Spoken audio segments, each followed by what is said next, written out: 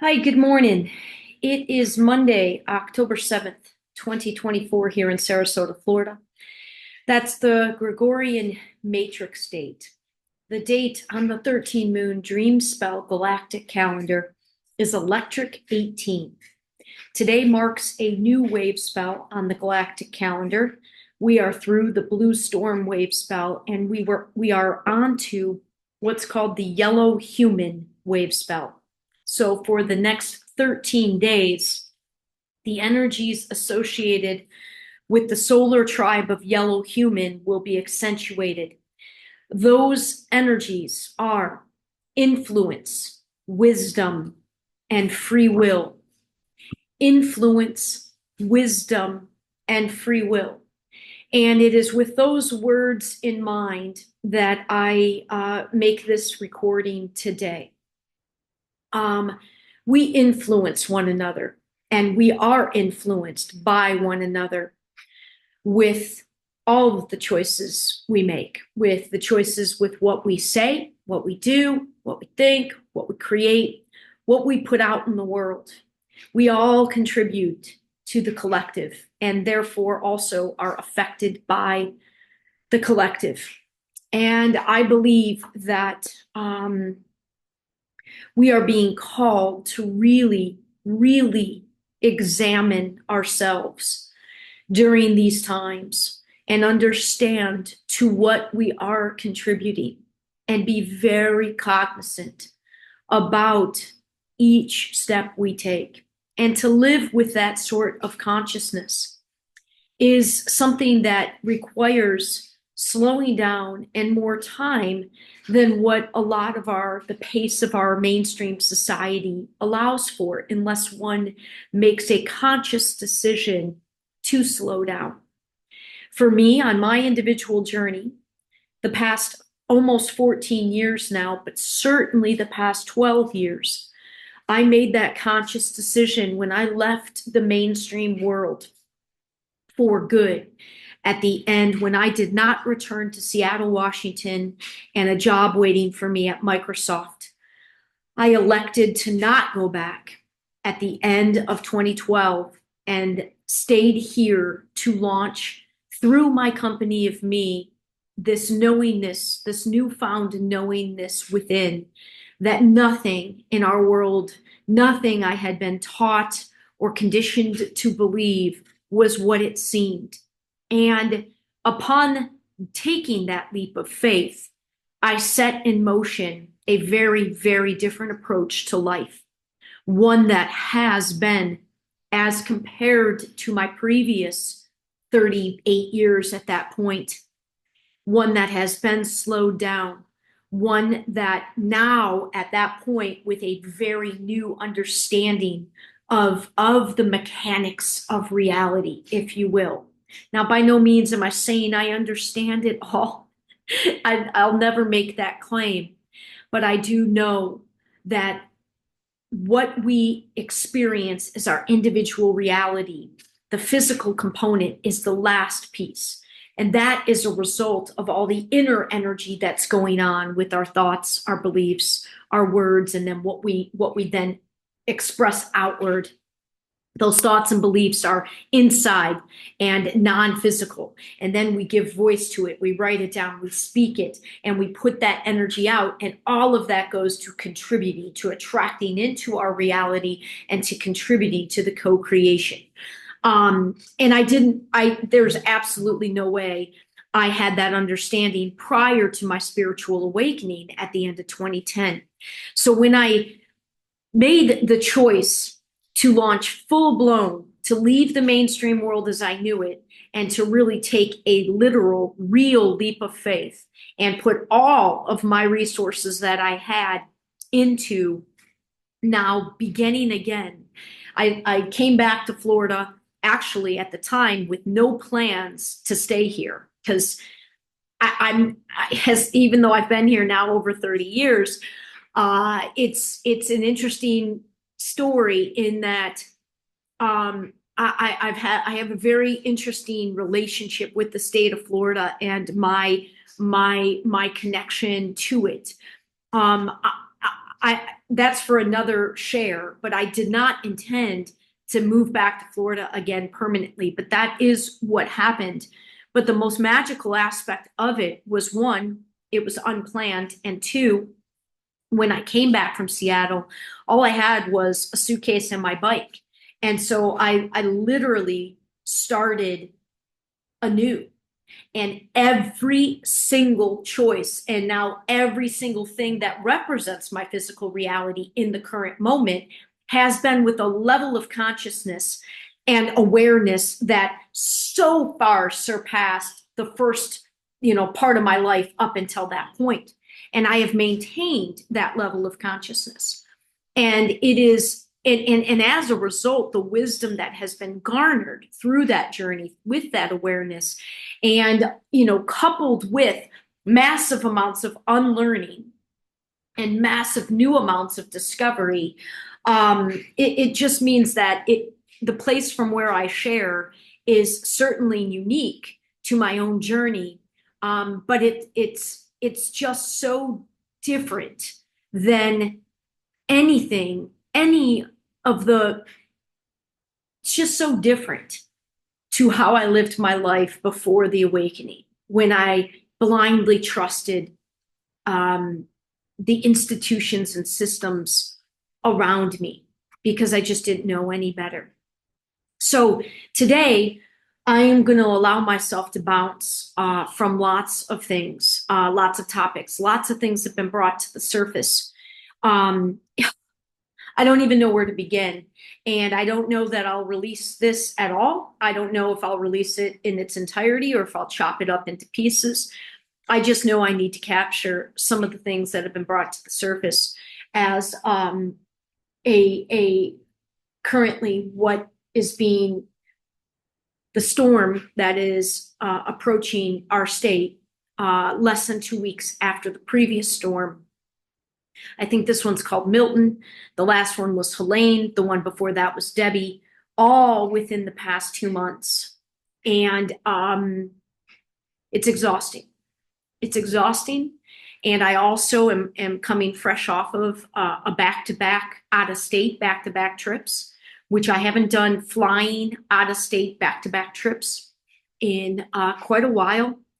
I've had plenty of back-to-back trips. I think I've already worked 31, 32 events this year. So I've had plenty of weekends back-to-back work taking place, but it's a very strenuous thing when one is on the road and has to navigate air travel.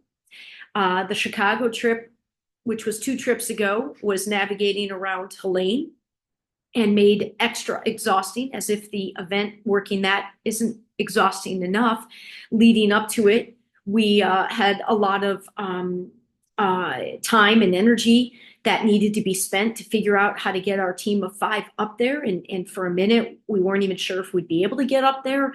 Flight cancellations, multiple flight cancellations, and dealing with it not only on behalf of myself, but again, my business partner and I had our flights and then a team, 3 more, so a total of 5 of us that we had to handle all that for. And that really took a lot out of me. And then I only had 36 hours or so home before I had to go to New Jersey for my second experience with a company called Ragnar. And it proved to be, just like the first one, a little bit of a challenge for me. It's still a very new company for me. I'm not sure what involvement I want to continue to have. So I'm sort of still in an evaluation process of my own energy and being able to harmonize. It's been a long time since I've had to, it's just working for a new company and a new event. It's work. There's lots of layers of work involved beyond just going there and doing the surface level job of my part on the team for the event itself. Coming back yesterday was a little bit of a minor miracle in terms of demonstrating to myself the ability to navigate chaos if one can remain calm. I entered the Newark airport at about 6 a.m. to complete chaos. Apparently there had been a fire in the building and at a Starbucks, and the sprinkler systems that went on destroyed the TSA and baggage computer systems. So nothing was operating baggage wise. The line, I mean, it was insane. It was insane. And I had never flown in and out of Newark before. And of course, it's right outside of New York City. So even though it was a Sunday morning, um, you can imagine anything computer related. Our dependency on this technology. Now, let me say, Delta Airlines, which I flew, I'm super, super impressed with how, like, the fact that I actually got my bag by the end of yesterday was actually really impressive. I had written off the bag altogether because it was that crazy when getting there. And without going into the details, and because I flew in and out of Sarasota as opposed to Tampa, I rarely can get a direct flight. So I had to navigate delays and cancellations, and I had two flights to worry about to get home. And because it was a particularly hard trip for me, I experienced a magnitude of homesickness that I don't know that it's been a long, maybe in my early days with Ironman. I had a couple of trips that were hard in that regard where you just homesick. I wanted to be home. And then as news of this impending storm began to make its way to text messages and things, of course it got exacerbated. I just wanted to get home. So it was quite intense to walk into a chaotic airport, not knowing if I was even gonna. I was confident I was gonna make it home yesterday. That part, because it really was only a baggage, and it was limited, the chaos, and they handled it quite well. But it was pretty wild how I managed to get out of Newark on a different flight. How I managed. I mean, seriously. And quite honestly, the only reason I was able to handle it in the way that I did was because of the way that we had to handle it the week before on behalf of my team, getting us all out of Chicago, dealing with the cancellations, two different airlines, having the apps and online, and knowing how to just navigate that a little bit, without a doubt, prepared me to handle it as I handled it yesterday. And I'm telling you, it's a minor miracle that I got home on time. I somehow managed to get on a different flight out of Newark that was at the next gate. And then I got to Atlanta. I had rebooked myself on a whole different series of flights. So then the later flight that was going to Sarasota was still leaving from Atlanta, but I just wanted to get home. And my original flight was boarding. So I sprinted through the airport, went to the desk there, and I'm like, I had just given up my seat hours before. So I'm like, presumably I can get back on this flight. And I was able to get back on the flight. And so, I mean, it was wild. It was wild, the number of synchronicities, from where the gates were located and my familiarity with the airport in terms of Atlanta's, and being able to get myself home on time and then calmly navigating the bag thing. I mean, listen, for the first time with a natural disaster, although I use natural in quotations, I'll come back to that in a second. I personally know a lot of people that lost everything in the storm 10 days ago, 11 days ago. And so when that hits close to home, and I'm already not a material person. The things that matter most to me materially are things I cannot replace. As silly as my artwork is, and all the writings, it's my creative stuff that I care the most about. I couldn't care less about furniture and clothing, and I really couldn't. All the stuff I care most about is stuff that money won't be able to replace.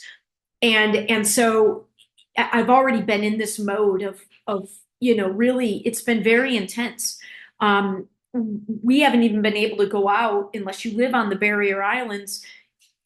Residents haven't even been able to get back out to their homes until just a few days ago.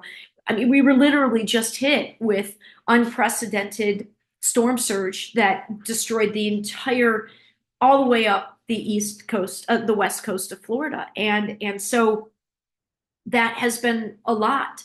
And then not really being in a place or a time in my life, at least at this moment, with a lot of races going on, to be able to do anything to help.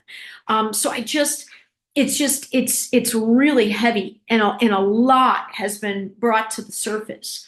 So I want to share a little bit about that and have the courage to state some things that may trigger people. It may be controversial. I have to continue this process of allowing my true, complete voice to come through. And again, in honor of these words of influence, wisdom, and free will, I need to do that even. I feel the pressure within myself to do that even more than arguably I've been feeling, because more than anything, what I intend to convey is that we do have a choice. We have a choice. You better believe we have choice. We have free will. We get to choose what we give our attention to. We get to choose what we put our faith in, who we put our faith in.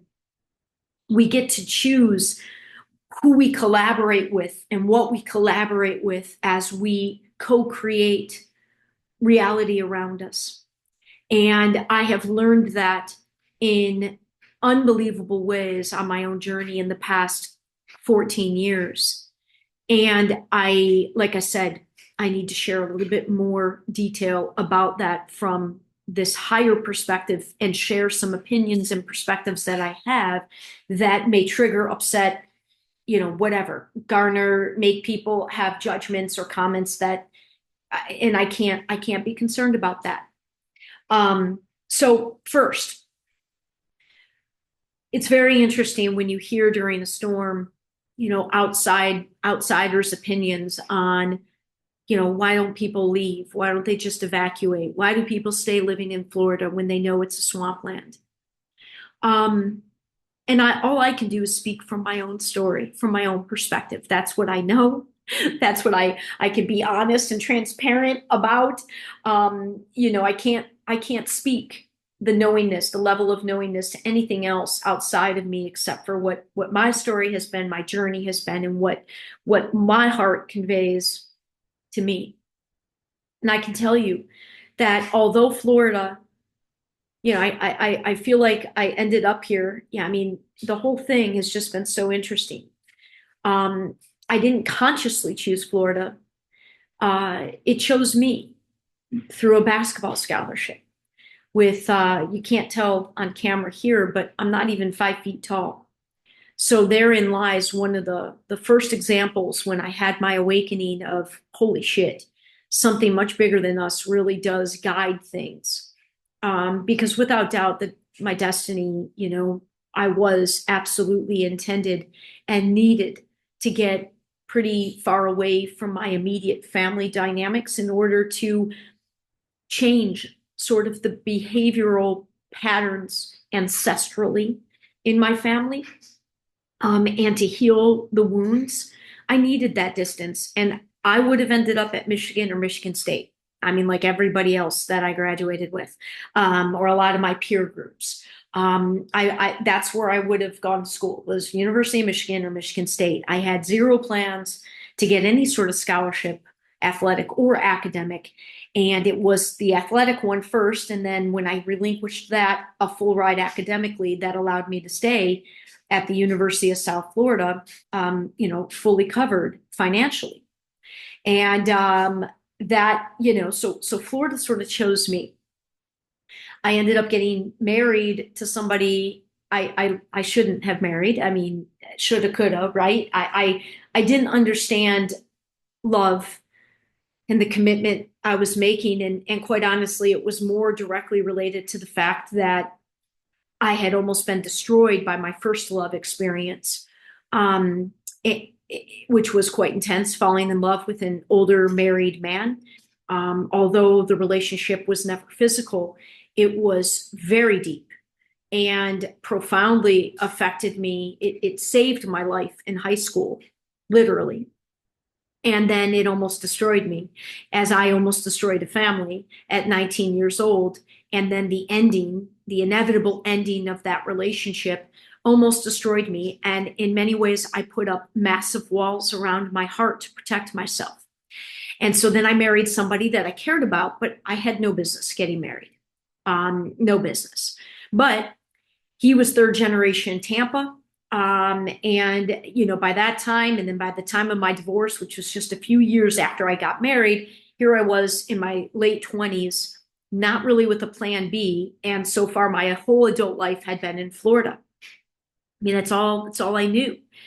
I did move to Seattle, planned to stay there, never planned to return to Florida again. But when the opportunity came, and I realized if I was ever going to start my own thing, I needed to do it when I ended up doing it in my late 30s, or it never would have happened, because it's not an easy thing to break off entrepreneurially in our current world. It's not easy at all. Certainly not easy with a vision and a business model that was as unique and out there as mine. But again, my connections, my life was here in Florida. And I kind of also fell into my default career. And I certainly use that term loosely. But I'm in the event world. I've been in the event world for 21 years. And the vast majority of my events that I've worked in that time are Florida based and even more locally based. St. Pete, Tampa, Clearwater based, more than any other area of Florida. So when people say, you know, why don't you leave? Why don't you leave? I've been here 30 years.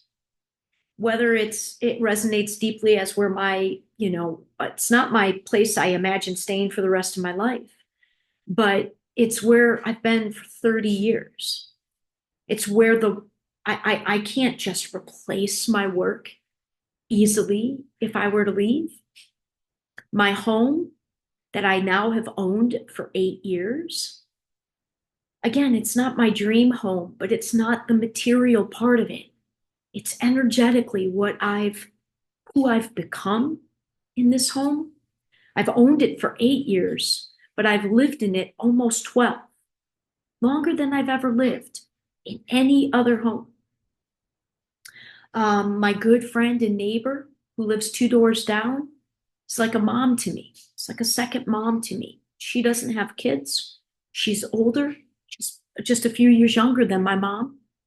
And her husband deceased, you know, many years ago. And she's a major reason, a major consideration for me when I think about leaving. You know, it's just not that easy. I know many people that are born and bred in Florida. My current housemate, he's 53 years old. He was born here. Like, I don't know how people so casually make these sorts of suggestions without taking a moment to try to imagine yourself in somebody's shoes and imagine the different scenarios that one may face in that sort of choice and evaluation. Evacuation, that's another thing that people have, especially people outside who are looking upon us here in Florida with their judgments of the choices that we Floridians make during these storms. If the last one didn't show us anything, if one is not even safe in the mountains of North Carolina from a hurricane, where the hell do you think, where are we supposed to evacuate to? And I don't know if you realize this, but it costs money to evacuate. You know, a lot of people I know, myself included, I don't have any fucking security for the income I make. Every race that gets canceled because of the storm, I'm out that money. I'm out that money. You know, So just up and leaving, and if it's not necessary, but even how do you even determine what's necessary? And how can you even say that there's safety anywhere? Like, again, I don't, I just caution people to have these opinions without, if you've never experienced it, with all due respect, I don't think you have a place to have an opinion. A friend of mine recently asked, she's like, how do you do this year in and year out? How do you live through storm season? And honestly, it's never ever been easy for me. It's never been an easy thing. It got a lot worse for me when I became a homeowner because it's a nerve-wracking thing. I still believe without doubt that it was the right decision when I got the opportunity to buy this house from the people that my renter, like I rented it, and the people from whom I rented it then offered it to me to purchase 8 years ago. And I know it was the right decision. I absolutely. But home ownership is not something that I was really excited about. But in an area of the world, in an area of our country that is dominated by renting, I needed and wanted that control over my living situation. Whereas a renter, one, in this climate, in this market, you're going to pay way more to rent. And two, your housing at any given time with no input from you could be yanked out from under you. And because of the nature of my work being what it was, very risky in and of itself, taking a leap out of mainstream, building something out of nothing from scratch in my company of me, I needed the stability of my living situation.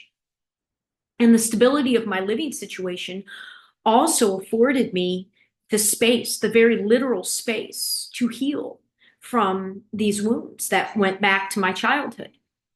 So I have mixed feelings about the whole home ownership journey. But regardless, it's a scary, it's not something, I'm not a debt person. I don't have debt. The only debt I have is this house, and it's still a substantial amount, and it's very nerve-wracking. And it's not cheap right now and hasn't been to handle insurance down here because of the storms. And but you got to do it. So I just navigate through it.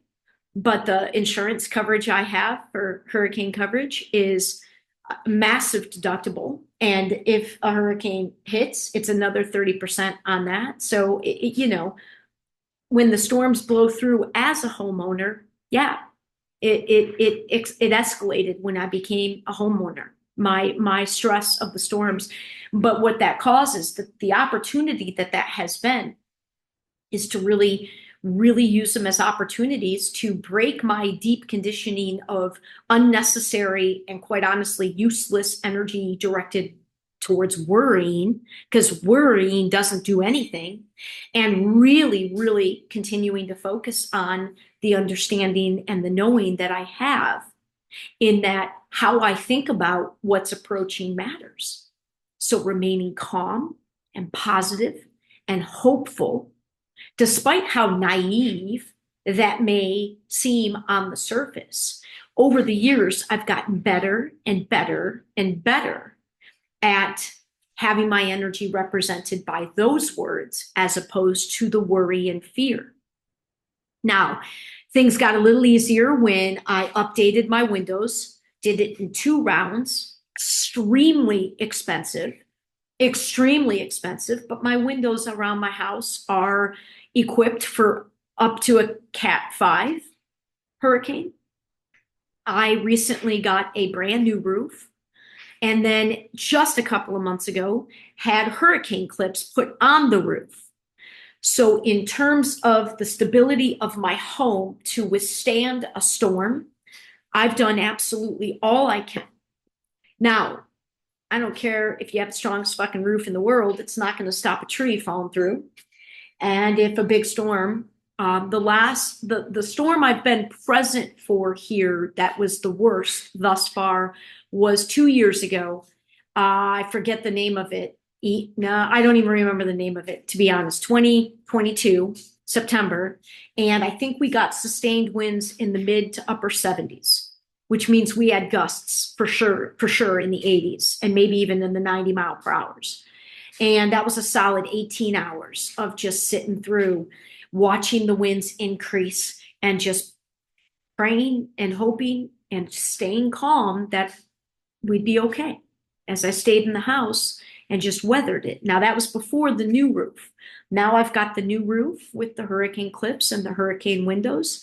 So my current plan is to stay put and to hunker in. And I am refusing to feed the fear and the worry. This fucking storm, these storms change direction all the time. And the fear mongering that goes on, there is a fine line between getting prepared and just the fear and the panic. And, I'm not being naive. I've moved everything into my garage that I can. There's a few more things I'll pull into my house as as things get nearer. But so it's not like I'm blindly, being Pollyanna about this, but I am not feeding the fear. I decided today I'm not going outside.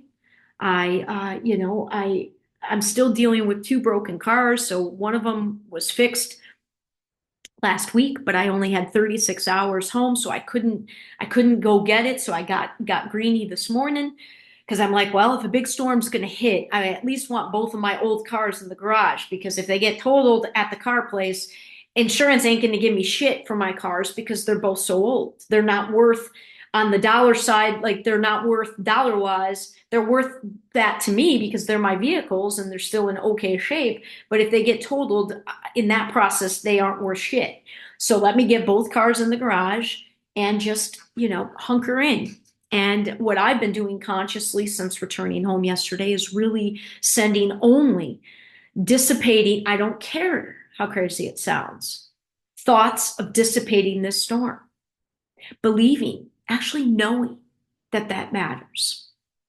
Even if it is true that weather is being manipulated, which my experience, what I've listened to and learned, and what my heart tells me, especially since COVID times, I absolutely positively don't believe these are 100% natural. No, I don't. But it really doesn't matter. What matters is how I can contribute. I mean, it matters. It matters. And again, that's kind of another tangent that I could go down. But what matters most is how I contribute, how we contribute to the collective. I am not contributing to the chaos and the fear and the worry. I am going to sit and focus on the belief that it's going to be all right. It's going to be all right. It's going to be all right. It's not going to be that bad. Let's have it. And I don't want to send it another direction to hit somewhere else. I'm reminded of a very powerful lesson I taught my 6th graders with a Mark Twain piece called The War Prayer. The War Prayer. It was a piece that Mark Twain wrote in 1899. And essentially it was about this fictional town that was getting ready to send its citizens, its men, off to war. And they were all gathering in a church. And all of a sudden this figure came in at the back of the church and said, I have a message from God, if you would like to listen. So the churchgoers had the messenger come up to the front, to the pulpit, and the messenger simply said, I am here to let you know that God hears your prayer to have your side win and to have your people, your men be protected and you be the winners. But, and he will grant that prayer if you still want to pray it after you hear what I have to share. And what the messenger shared was, just keep in mind that if you're praying for your side to win, that means you're also praying for the other side to lose. So you're praying for death for others and for the loss for others, while your side is the survivors and the winners. And I remember my one kid in the front, Ayana was her name. She said, Miss Noune, I don't get it. If we're not supposed to pray for our side to win, what are we supposed to pray for? And Kyle Robbins in the back. Kyle Robbins said, we're supposed to pray that it doesn't happen in the first place. I mean, it was an unbelievable lesson. And I taught that lesson on Patriots Day, a day that was designated as such 9/11 after the 9/11 craziness. And as a social studies teacher, I could have lost my job if I didn't teach something that day that was under the umbrella of Patriots Day.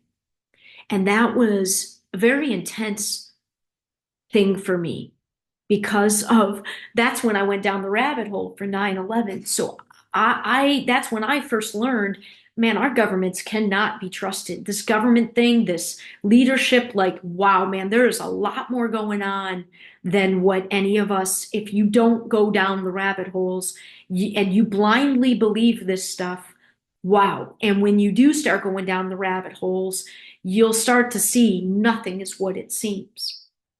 And so being forced in a way to teach and patriotism, blind patriotism was not something I was keen on reinforcing. So I found this Mark Twain piece, and he had written it in 1899 in response to the US's involvement with the Philippines. Apparently, we stepped in and promised that we were like rescuing the Philippines from some other colonial ownership from another country, and we ended up doing just being another colonial operator of them. And Mark Twain was quite upset by this, and his response was the writing of the war prayer. And that's what this reminds me of in terms of like really being cognizant about what I'm putting out. I don't want to say, okay, Storm, don't hit me, don't hit me, don't hit me, hit my neighbor. I don't want it to hit anybody.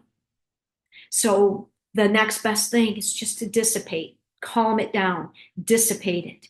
And I swear to you, I believe that if enough of us did that and funneled that sort of energy to this thing, regardless if the infamous they are controlling and navigating and directing this storm in any way, even if it's just minimal, regardless of that, I know consciousness is what this all is.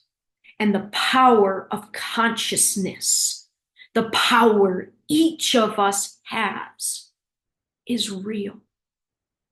And if collectively we could focus that consciousness in different ways, we would see a different mass reality take place. So that's what I've been doing and what I will continue to do as it pertains to this system that's heading our way.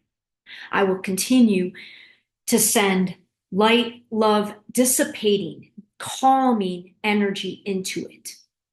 I refuse to get amped up with fear and worry. Does that mean I won't be scared? No, man. It was a intense thing to go through it in 2022, and that was a cat one. So no, it doesn't mean I'm not going to be scared. Of course I'm going to be scared. But I trust divine. I trust cosmos, source, divine, God. To me, all of that is the same. I believe I'm protected.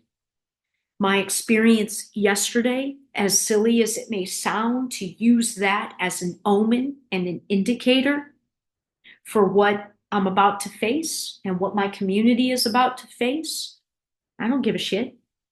I navigated major chaos with calmness and ease, and my little path through it, I got back on time, and my bag made it by the end of the day. I'm going to stay calm. I'm going to mitigate my fear. I'm going to breathe, and I'm going to remind myself that even in the absolute worst case scenarios, I don't give a shit. I don't want to lose my material stuff. Mostly, it's not about losing the material stuff. I don't want to have to navigate insurance companies or rebuilding. I look at my friends and what they're having to navigate. I feel such compassion for them. I don't want to have to do that. Of course I don't. Of course I don't. The process of dealing with those systems is not something that's enjoyable. But if I keep the perspective of, listen, I don't care about my stuff. I care about trying to live, rather not die yet. And my pet, my sweet Peanut, imagining her being hurt or affected. And that's another reason I keep calm. My cats changed my life in that regard. When I finally really understood and saw how my energy affected other living beings, especially pets, where you can't communicate as directly as you can with humans. Although I don't know that a lot of my human communication, a lot of times I don't feel like there's direct reception of what I'm trying to communicate with a lot of humans either. But in the pet's case, it really allowed me to grow and mature in terms of my emotionality and really trying to be aware, at least aware of when I get how my energy goes affects my sweet little Peanut. So for her right now, she doesn't know what's coming. And it reassures me that all she's wanted to do since I got home is just cuddle and purr away. And I plan to maintain that energy to keep her believing it's all going to be okay. Because it will. Because listen, I'm prepared. I've been wanting to do a video for a long time that talks about the very real thing that defines where I am in my life right now. If I were to win a $10 million lottery tomorrow, my life would barely change. And if I would die or find out news that I had I had a very short period of time left to live, my life would barely change. I know that this is not all there is. It's not even fucking close to all that is. Not even close. There's way more in the unseen going on.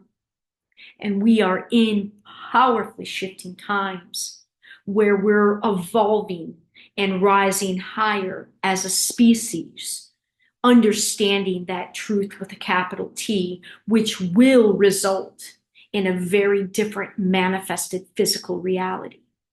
And I believe these storms are very much part of that process.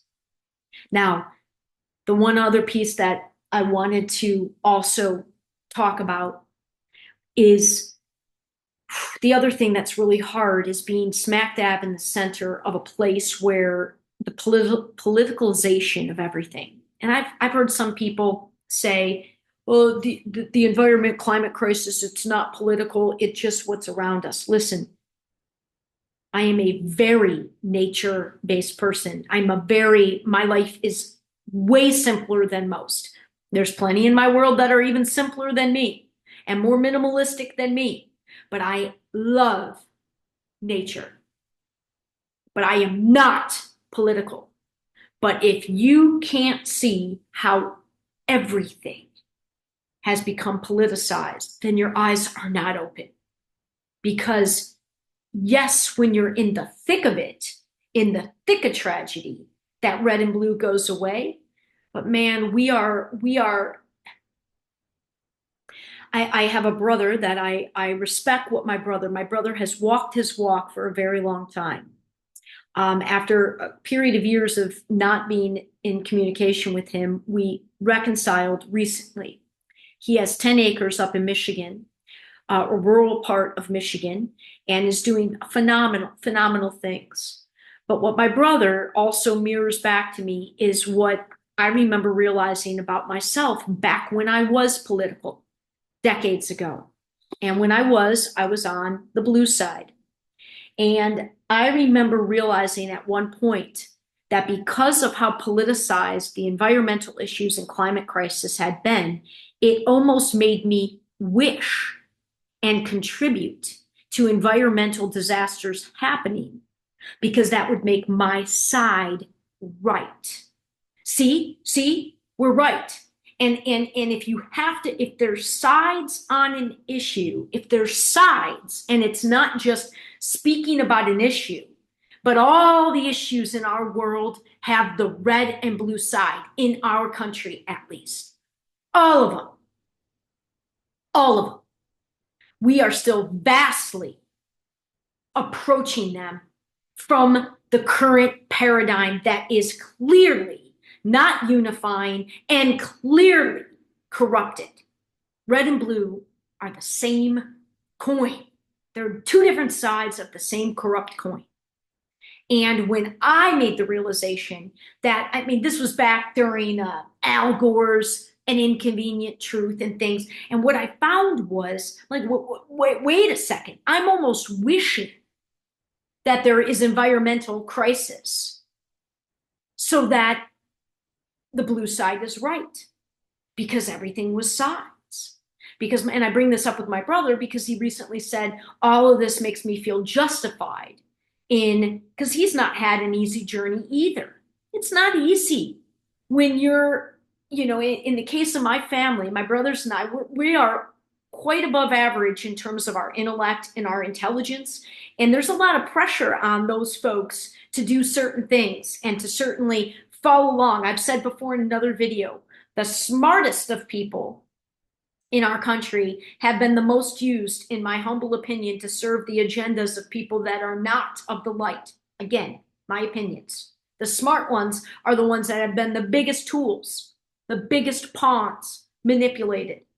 And when you have that awareness, and yet in the conditioning that if you're an all-A student and valedictorians, you know, which my brother that I'm referring to and I both were valedictorians in high school. Both of us have college degrees. Both of us are very smart. He is very, very smart.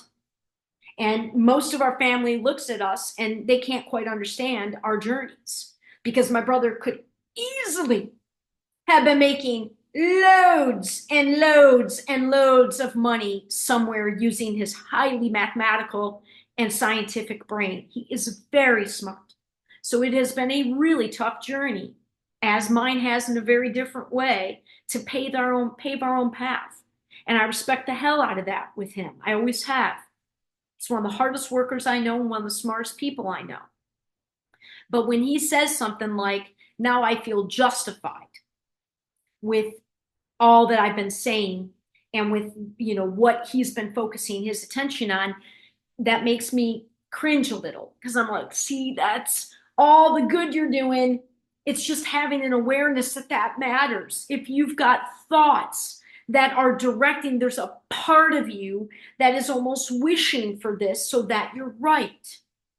It's like what I used to say to my ex about, he had a bunch of money in the stock market when we first met. And I'm like, there's a conflict of interest. You can't bitch about companies and the way money and how we value things and the money system and just all of it. You can't say it's all fucked up from one perspective and then have all your investment in it and therefore want it to do well. So you want the system that you're criticizing and you say is full of shit, you need it to do well for all your investment purposes. Mixed messages. Mixed messages. We have to understand the messages we're sending to source, to creation with our consciousness, and that we send it with our thoughts and beliefs just as much. That's the birth point. And universe, spirit, cosmos, it delivers what we're putting out. But if we're putting out mixed messages, it turns into chaos. And this company for whom I just worked my second event this weekend, it's a very we'll call it a left-leaning company. And so I was around a lot of people this weekend that the chitter chatter about the storm, they were criticizing, highly criticizing, the fact that there are folks out there that are talking about weather manipulation. Because like with everything, it's all being just blindly labeled conspiracy theory. Well, folks, let me tell you, the conspiracy theory dots connect a lot more easily than the dots coming from all these official authoritative governmental, big business, big tech sources. The conspiracy dots connect a lot easier. That's all I gotta say. And a lot of these conspiracies have a lot, that a lot of truth within them. And, again, it's not my role in this time-space dimension. And my role on the grand human team is not to be one of the ones that goes down those rabbit holes. In previous videos, I've made a list of some fantastic people that my heart tells me these people have integrity and that have gone down the rabbit holes from various perspectives. And I don't need any more convincing. Like I said, I went down the rabbit holes enough after 9/11 to know shit isn't what it seems. And COVID showed me I had no idea it was global. I didn't know because I'm not a media person. I'm not a technology person. That's not what I am here as somebody that is part of the bridge team. I'm part of the bridge team. I see very, very, very clearly in my mind's eye, in my heart, I see a world at the higher frequency and the higher vibrations of love, cooperation, abundance, and thriving. I understand enough about how the physical reality is manifested. I'm over here, right? And I've said before, I've built a bridge backwards. My project, Ripple 2020, is a project that I very much still believe can be a literal bridge, utilizing things of our current system that bridge us to this new, this version of Earth and reality that I know is already in existence at a different frequency level. And we are in the process of raising ourselves individually and then by extension collectively to that frequency level. That's where my role is. I'm in this land and bridge land. I'm on the second. Like, there are plenty of people that I can recommend that are revealing the truths, the wizard behind the curtain. And I'm telling you, the dots add up. The dots add up way more easily than the official narratives. And if you need an indicator, I can tell you that a lot of these people that I would recommend, they were all, if not all of them, were censored dramatically during the COVID times because they were speaking against the official narrative. Folks, again, I call bullshit. Here in America, we have what's called free speech. Okay? If things begin being censored because you go against what the government is saying, you got a real problem. And it shouldn't matter what. That in and of itself is enough of a red flag. Again, I'm not political. I am no longer on either side. And I struggle dramatically when I get around people that are still playing that side game. And that was this weekend. That was one of many reasons this past weekend was a struggle for me. God, it was like the longest 3-day work day. Like, I was only gone 4 full days, parts of 5. Like, it was really tough. And one of the reasons is because I was around a group that is still very, and again, I believe their hearts are in the right place. And that's what I'm saying. But to not see how it's all become politicized is very limiting. And it's not getting at real solutions. It's not addressing the real issues. It's not identifying the real culprits. The real culprits are not Joe Schmo, A and B, regular man and woman here. The real culprits are the small percentage at the top. And they're about to legislate and force all of us little guys to do things they're not even doing. That's a real problem. So we're not getting at the real issues. We're not talking and identifying the real culprits. The real culprits are antagonizing and creating even more diversity and fighting. And we're not focused on any real solutions because, again, we're approaching it from the level it was created. Albert Einstein's quote, "You cannot solve problems from the same level of consciousness that created them. You must see them anew." And solving it from within the red and blue system, you will never, ever, ever hear me say that that's the solution. I know for a fact that's not the solution. I know it. And then you say, well, where the hell do we go? There's no other. We believe we come together to co-create something different. We start interacting with one another as the human beings that we are based on our direct experience. What you share is your direct experience. That's why I share such personal stories. This is my direct experience.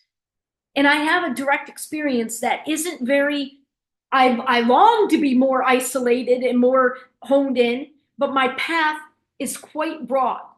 I travel the country for work. I meet a lot of people. I touch down in a lot of places energetically. And I know that's not accidental. And yeah, so being smack dab in the center of something that's being set up to be the next COVID, the climate crisis. And I'm saying that, and I'm not saying it because I don't believe there's an issue with our environment. Of course there is. But we as average people are not the ones that have created now an economic system where there's no longer mom and pop shops. We got to buy everything that comes on shipping containers from China. The average American, average human being is not the root of this problem. The tippy top is. And we keep feeding our power to the tippy top. And until we rise above that system and stop paying attention to it, when you stop paying attention to it, it will crumble. And we start coming together as human beings. Stop identifying it all as political. Because you can sit here and try to say that the climate thing isn't political, and that's horseshit. Everything in mainstream America has become political. And we need to rise above that system and start interacting with one another, not as red and blue, but as human beings. And what is your direct experience? And more so, really being real and honest about how you're contributing to it. And then real and honest about where are you being the solution in your world? Where are you the solution? That's what I've dedicated my whole life, is to try to be the change I wish to see in the world. That's why I launched my business by starting my company with pay it forward investment, money moving in a different direction. I still did it. It's still a business. I'm not handing out money to strangers on a corner. There was a plan. There was a plan and a vision. I am a smart woman, extremely capable. And all that my life circumstances, including navigating the storms, is doing is getting me out of my shell, allowing me to find my voice, gaining the fearlessness to speak these things that will be upsetting. Now, did I speak up around these people this weekend and say that I happened to be in that group that was like, listen, I can't speak to it. My heart tells me this is not entirely natural. It's not entirely natural. And I already had listened. I learned about HARP 20 years ago. And there's documentation of weather manipulation that goes back to at least just after post-World War II. Shit, in Vietnam, I'm pretty sure we manipulated the weather to extend monsoon season, if I remember. So don't sit here and just label because they happen to be on the red side of things. You're going to label anybody that suggests weather, just like the COVID stuff. Anybody that questioned COVID was somehow a conspiracy theorist. Or question the whole narrative, all of it. No, folks, we should be questioning everything right now. We should be questioning everything and focusing first and foremost on what we know directly, experientially.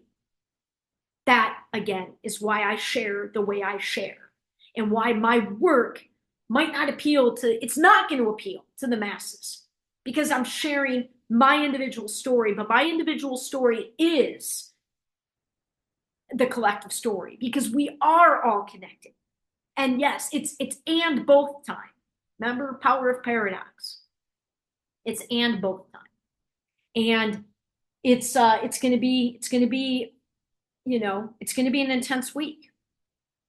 But I'm determined to get through it calmly as possible, with as little worry and fear and more hope.